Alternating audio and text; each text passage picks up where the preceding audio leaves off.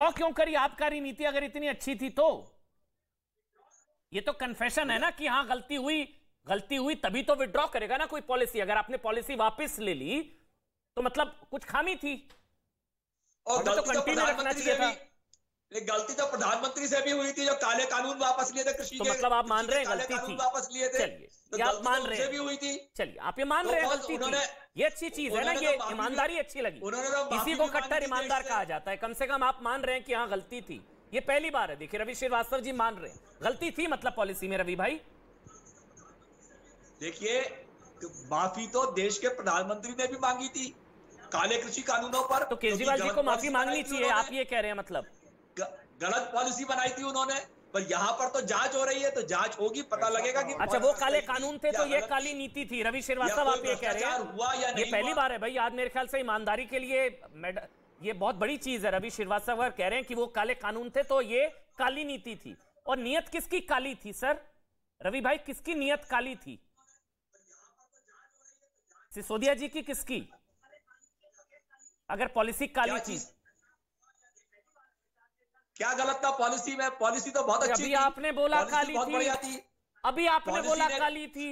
Policy ने भाजपाई और कांग्रेसियों का जो धंधा हो रहा था दिल्ली में लिकर को लेके, उसको बंद कर दिया था।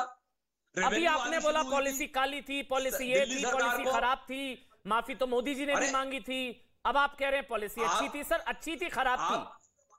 आप ये देखिए दिल्ली में लिकर डिस्पेंसेशन का क्या हाल था, कैसे वहां पे भाड़े लगे शराब बांटी जाती थी। एक मिनट गौरव का जवाब उसके बाद हर्षवर्धन त्रिपाठी में यहाँ पर राजगोपाल जी सरकार है। सर बस जवाब दे दीजिए, पॉलिसी वापस क्यों ली रवि भाई? और कुछ नहीं है, पॉलिसी वापस ली यानी कि मान लिया, कन्फेशन है, वरना पॉलिसी वापस नहीं होती। गौरव जल्दी से, गौरव उसके बाद हर्षवर्धन त्रिपाठी जी आ रहा हूं, राजगोपाल जी आ रहा हूं। देखिए इसमें रवि जी की गलती नहीं है। आप पूरा समय अगर इनको दे दें, हमारा भी समय दे दें और बार बार पूछते रहें एक्साइज पॉलिसी वापस क्यों ली, तो ये कहेंगे न्यूयॉर्क टाइम्स में आर्टिकल आया। अगर आप इनसे कहेंगे 144 करोड़ रुपए की छूट क्यों दी ठेकेदारों को, तो ये कहेंगे कि नहीं ऑस्ट्रेलियन टाइम्स में देखिए हमारी तारीफ हुई है। अगर आप कहेंगे 30 करोड़ का जो जुर्माना जनता के खाते में जाता वो माफ क्यों किया, तो ये कहेंगे ओ देखिए सीबीआई का दुरुपयोग हो रहा है। 144 करोड़ रुपए की। लेकिन अमन जी ये कोर्ट नहीं जाएंगे क्या? ये सिद्ध हो गया क्या? कोर्ट से साबित हो गया क्या? ये नहीं कोर्ट तो सत्येंद्र जी भी जेल में है ना सर, दर्द हो रहा भी नहीं साबित हुआ था। एक एक करके बोलेंगे तो अच्छा लगेगा। आपको दर्द हो रहा? एक एक करके बोलेंगे अच्छा लगेगा रवि भाई, वो आपके बीच में नहीं बोलेंगे। धन्यवाद जी गौरव। Thank you Aman ji. अमन जी मैं आपको 2-3 बातें ऐसी बताता हूं जो एफआईआर से निकल के आती हैं, और क्योंकि मैं खुद एक वरिष्ठ अधिवक्ता हूं, ये दर्शक भी जानना चाहेंगे। आपको मालूम है आरोप क्या है? आपने कोई सरकार ऐसी देखी है जो ठेकेदारों के साथ मिलके आबकारी नीति बनाती है? एफआईआर में लिखा है मनीष सिसोदिया के जो सबसे निकटतम लोग थे वो लोग बैठ के आबकारी नीति बना रहे थे। ये केवल और केवल कट्टर ईमानदार अरविंद केजरीवाल कर सकते हैं। दूसरी बात, इसमें पहले नंबर का एक्यूज कौन है? कौन है वो सबसे बड़ा कट्टर ईमानदार? अरे कट्टर ईमानदार नहीं कहिए, कट्टर बेईमान मनीष सिसोदिया, डिप्टी सीएम। ये भी हटाए नहीं जाएंगे पद से, क्योंकि आम आदमी पार्टी में मंत्री बनने के लिए आपकी क्वालिफिकेशन यही होनी चाहिए, घोटाला करो, मनी लॉन्ड्रिंग करो, जेल जाओ, तभी आप मंत्री बने रहोगे। तीसरी बड़ी बात, एलजी ने खुद पत्र लिख के सिफारिश करी, कहा सीबीआई जांच होनी चाहिए। क्यों? क्योंकि जीएनसीटीडी एक्ट है, ये एक्ट कहता है एलजी से अनुमति लेना जरूरी है। इन्होंने अनुमति ही नहीं ली। इतनी जल्दी थी रुपया खाने की, इतनी जल्दी थी तिजोरी भरने की।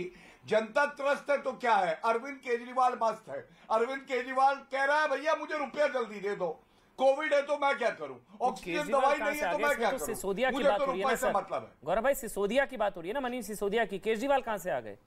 आप कुछ इशारा कर रहे हैं क्या? अच्छा अमन जी ऐसा है, अगर पत्ता भी हिलता है ना तो अरविंद केजरीवाल के कहने पे हिलता है, जिसके पास कोई मंत्रालय नहीं है लेकिन सारे निर्णय वो ही लेते हैं।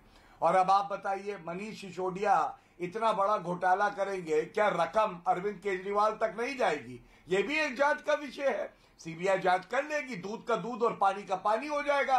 जो कट्टर ईमानदार बताते हैं अपने को, हो सकता है उनसे ज्यादा बेईमान भारत के इतिहास में कोई ना निकले। हर्षवर्धन त्रिपाठी जी, मतलब अगर सारी भविष्यवाणी सही हो रही है, केजरीवाल जी ने अपने लिए भविष्यवाणी नहीं करी, बस उन्होंने सत्येंद्र जैन की भविष्यवाणी की, सही हो गई। अगस्त वाली सिसोदिया जी की करी, सही हो रही है। अपनी नहीं करी है, लेकिन गौरव भाटिया कर रहे हैं। देखिए अमन जी, गौरव भाटिया जी को तो करना ही चाहिए, प्रतिद्वंदी है, लेकिन अरविंद जी की इसमें तारीफ कीजिए कि वो तो क्रमशः बता दे रहे हैं कि कौन कौन कैसे कैसे जेल जाएगा। महीना भी बता रहे हैं, महीना अगस्त बताया था। बिल्कुल, लेकिन मेरी चिंता यहाँ एक दूसरी है, और उसको आपने शुरू में बहुत विस्तार से बताया। कुछ लोग कह रहे हैं कि भाई देखिए, पेड न्यूज थी या नहीं, न्यूयॉर्क टाइम्स ने तो कह दिया कि नहीं थी, और कमाल की बात यह है कि उसको लेके हम पत्रकारों का भी एक बड़ा वर्ग एकदम महो महो कर रहा है, वो प्रसन्न हो गया है कि देखिए न्यूयॉर्क टाइम्स ने कह दिया कि पेड न्यूज नहीं थी। अरे भाई, अगर पेड न्यूज छापी होगी और उसको बिना दिखाए छापी है तो फिर वो स्वीकार क्यों करेंगे? और मुझे बड़ी चिंता ये होती है कि एक समय था जब इस देश में कहा जाता था कि अमेरिका और रशिया की जो स्पाई एजेंसीज थी वो भारत के आंतरिक मामलों में दखल देती, लेकिन उसके बाद वो स्थिति नहीं रही। भारत की सरकारों ने, और हमने तो देखा है कि बहुत अच्छी दोस्ती थी मोदी जी की ट्रंप से, लेकिन फिर भी जब पॉलिसी मैटर आता था तो कभी नरेंद्र मोदी को कोई देश दबा नहीं पाया। ये दुनिया भर के लोग कहते हैं, अखबार भी छापते हैं, रिपोर्ट भी आती है। सर इसमें बताइए ना मुझे हर्षवर्धन जी इसमें बताइए कि क्योंकि वहां एनवाईटी ने छापा इसलिए यहां पर पड़ा छापा, क्या लिंक है कुछ? क्या कट्टर ईमानदार वाली छवि के चक्कर में घबरा गई है बीजेपी? मुझे उस पर बताइए ना सर, क्योंकि आप बेहतर बता सकते हैं। मुझे नहीं लगता कि कट्टर ईमानदार, एक तो बार बार मैं कहता हूं कट्टर ईमानदार आप कहते हैं तो एक प्योर निगेटिव है, एक प्योर पॉजिटिव है, ये हो ही नहीं सकता। कट्टर बेईमान तो हो सकता है, कट्टर ईमानदार कैसे हो सकता है? हाँ। लेकिन भारतीय जनता पार्टी वो 1.5 राज्यों की सरकार वाली पार्टी से इस तरह से घबरा जाएगी, और अगर उसको घबराना भी होगा तो वो क्यों ऐसा काम करेगी जिससे अरविंद केजरीवाल और उनकी पार्टी को यह अवसर मिले कि वो केंद्र सरकार पर या एजेंसियों पर आरोप लगा पाए? और यहां तो बहुत साफ है, देखिए इस बात को कोई कह नहीं रहा है, ये मनीष सिसोदिया की अपनी प्रेस कॉन्फ्रेंस के बाद सीबीआई का मूव हुआ है। आप ध्यान कीजिए वो प्रेस कॉन्फ्रेंस जिसमें उन्होंने कहा था कि इसकी सीबीआई जांच कराई जानी चाहिए, और सीबीआई जांच हुई, और सीबीआई जांच हुई तो तार उनसे जुड़ गए।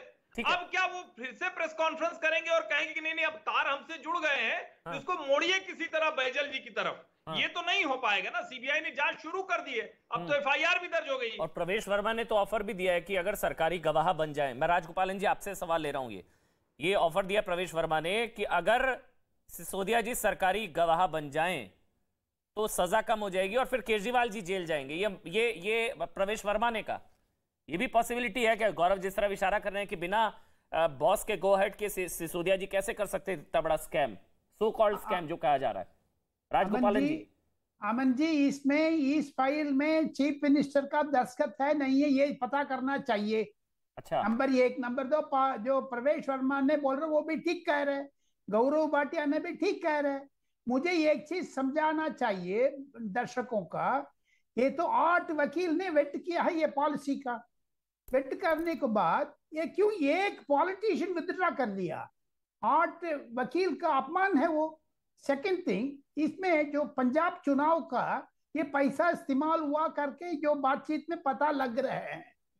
नंबर 3 है, पंजाब में जो चुनाव हो गया उधर भी हेल्थ मिनिस्टर 3 दिन में इस्तीफा दे दिया। ये क्या रणनीति है? इधर लिकर पॉलिसी की बात कर रहे हैं, लेकिन एजुकेशन पॉलिसी का न्यूयॉर्क में टाइम्स में छपा है। एजुकेशन पॉलिसी का लिकर पॉलिसी के क्या संबंध है? न्यूयॉर्क टाइम्स कैसे आ गया इसमें? हम बातचीत कर रहे हैं सीबीआई लिकर पॉलिसी का। ठीक है। चौथा पॉइंट है, आज सुबेरे जो हर्ष त्रिपाठी ने बताया सीबीआई प्रेस कॉन्फ्रेंस था सिसोदिया का, लेकिन आज सुबह सिसोदिया साहब ने स्वागत किया है सीबीआई इंक्वायरी का। फिर क्यों घबरा रहे आम आदमी पार्टी? जो आम आदमी पार्टी आजकल क्यों टेलीविजन में नहीं आ रही इसको डिफेंड करने के लिए? वो सिर्फ प्रेस कॉन्फ्रेंस कर रहा है, डिबेट में क्यों नहीं आ रहा है? ठीक है, मैं चौथी पॉइंट है, हमेशा जो 72 डिवीजन का ये लिकर टेंडर दिया है, 72 लिकर टेंडर से 30 करोड़ रुपया अर्नेस्ट मनी आया है, उसको माफ कर दिया इन्होंने। वही तो जुर्माना है, वही तो सीबीआई चार्जशीट में नंबर 1 पॉइंट है। ये 30 करोड़ कैसे वापस कर सकता है? इसको किसी को पैसा नहीं है, ये गलती हुआ है। ये तक भी आंच है क्या? केजरीवाल तक भी आंच है इस जांच की? मतलब सिसोदिया की जांच क्या केजरीवाल तक भी आंच है क्या? लगता तो है, लगता तो है, क्योंकि बिना दस्तखत का, बिना चीफ मिनिस्टर दस्तखत का, बिना एलजी दस्तखत का कुछ नहीं चलता। हो सकता है एलजी के पास हो सकता है वो 1-2 दिनों बाद पीसी करे कि अब मेरा नंबर है, हो सकता है वो कहे, भविष्यवाणी हो सकता है वो करे। लेकिन मैं अजय जी के पास जा रहा हूं, मैं कांग्रेस पार्टी के प्रवक्ता हैं। अजय भाई, सीबीआई गलत या सही इस केस में? क्योंकि सत्येंद्र के केस में ईडी सही थी, ये कांग्रेस का पक्ष था। इस केस में सीबीआई सही या नहीं? अमन जी, पहले तो आज जन्माष्टमी का दिन है, आपके समस्त दर्शकों को शुभकामना जन्माष्टमी की, और आपको भी राधे राधे। जहां तक बातें हैं आज जो चल रही है, कितना अपने आप में नया भारत का एक नया पर्चा आज आप लोगों ने खोला है, और अच्छा है।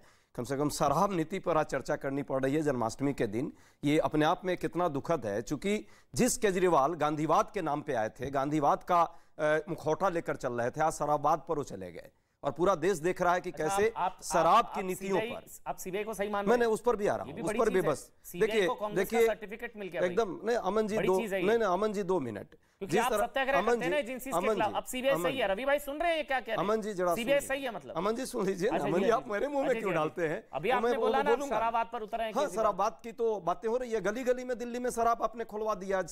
मैंने शराब के लिए आप इतना बेचैन हो गए, स्वास्थ्य और शिक्षा का बहाना बनाया, और मुखौटा पूरा देश देख लिया। पहले से भी वो मुखौटा में थे। ये मायूसी से जिस तरह देश के साथ और दिल्ली के साथ मक्कारी करते हैं, सब जानता है। देखिए सीबीआई पर क्लियर, देखिए सीबीआई पर तो क्लियर, और ईडी आईटी का तो सब जानते हैं कि भाजपा किस तरह मासूमियत से उसका दुरुपयोग करती रही पूरे देश में।